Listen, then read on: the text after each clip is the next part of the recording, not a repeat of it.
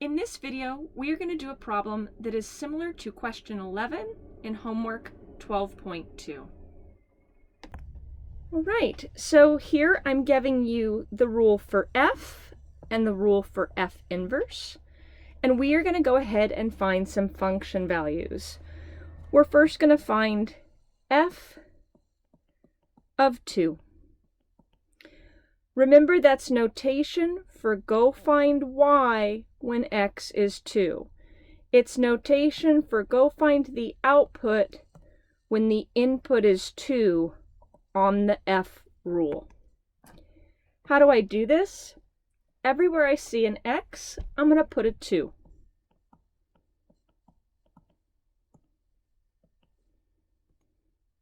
F of 2 is equal to 2 cubed, which is 8, minus 7.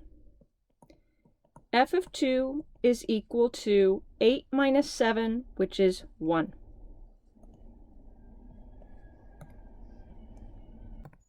What does this mean? This means that 2 comma 1 is on f of x. When x is 2, y is 1 on the graph of f. Now we're going to go ahead and find f inverse of 1.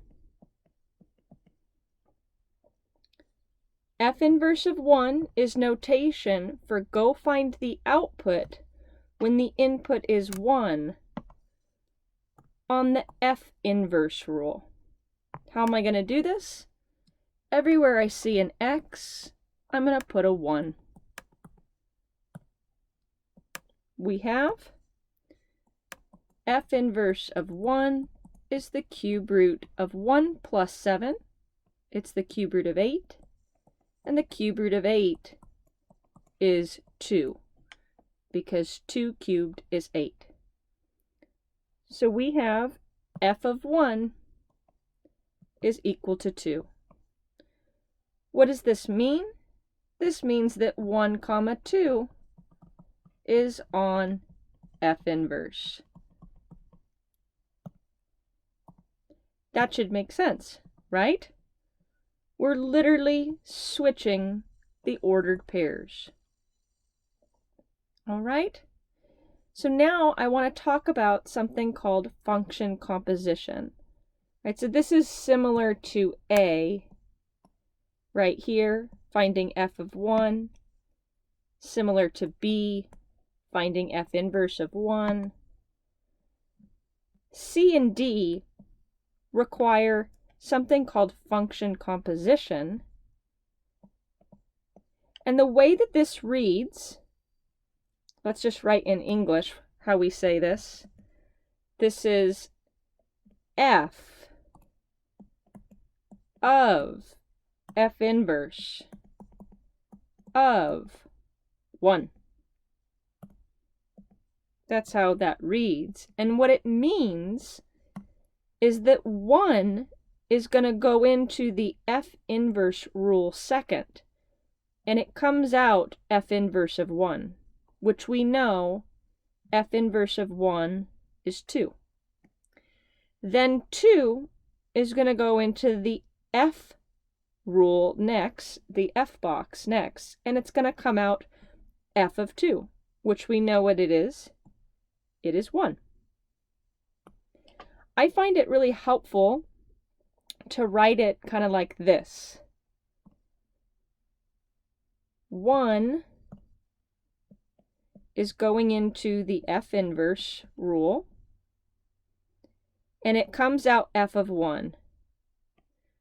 And we found f of 1. Where does, sorry, I said f. We found f inverse of 1. F inverse of 1 is 2.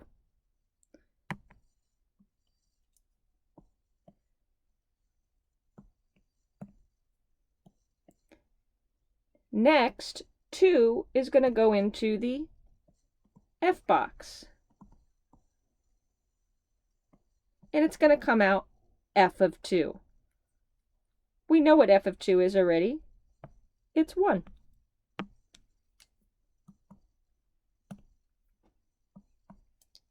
beautiful. 1 goes into F inverse, it comes out 2. 2 goes into F, it comes out 1. Because functions and their inverses do and undo each other, when you compose them together, you get no change. 1 went in, did some stuff, but what came out? 1 came out. Let's do another one. This one reads F inverse of F of 2. What does it mean? It means 2 is going to go into the F rule first and come out F of 2. Now, that is going to go into F inverse and come out F inverse of F of 2. I feel like this picture makes it a lot easier to read in the beginning. 2 goes into F first. It comes out F of 2. But we know what F of 2 is already. F of 2 is 1.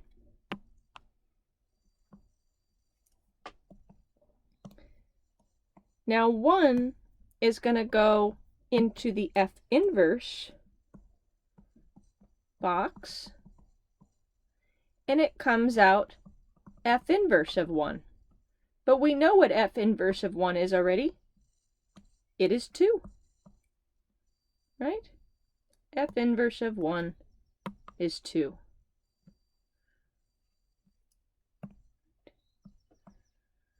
So the answer is always just sitting right here on both of these, right?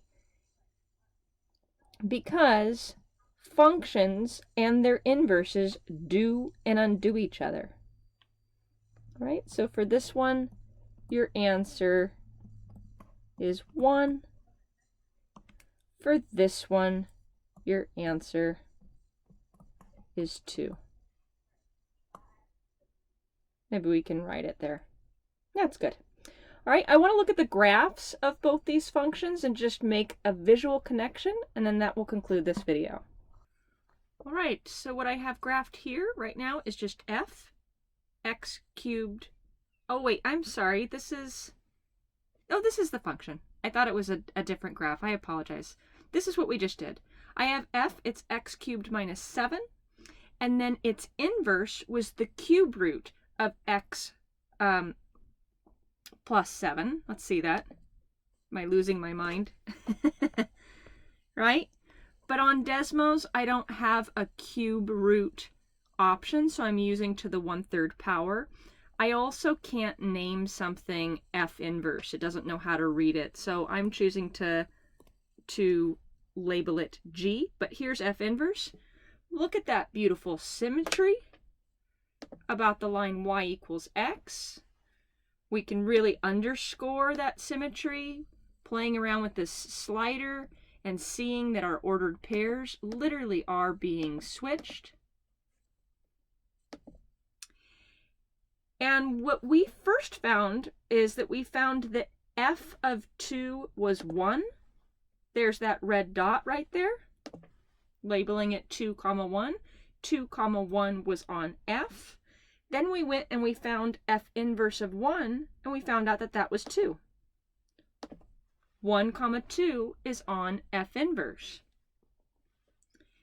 When you compose f with its inverse, and the way this has to be programmed for this calculator is that I have to use a g. But f of f inverse of x, look at take a guess what's going to happen. Ready? Boom! When you compose a function with its inverse, you go nowhere. In fact, f of f inverse of x is this line y equals x. When you compose inverses and their functions together, and in fact in any order, f inverse of f of x, in any order, you get that identity transformation, you get the line y equals x. You get no change, right? Because what are all the ordered pairs on y equals x? It's 4, 4, right? It's -3, -3. It's something, itself. All right? So back to this question, you will find these function values. And although C and D might look a little more involved, because you're composing a function and its inverse together, you go nowhere. What is this answer going to be? It's just going to be 1. Same thing here. 1 goes into the F box, it comes out F of 1, then that goes into the F inverse box. Oh my goodness, F inverse undoes F. We go nowhere. We're still at that 1. Okay? Hope this video was helpful. Thank you for watching.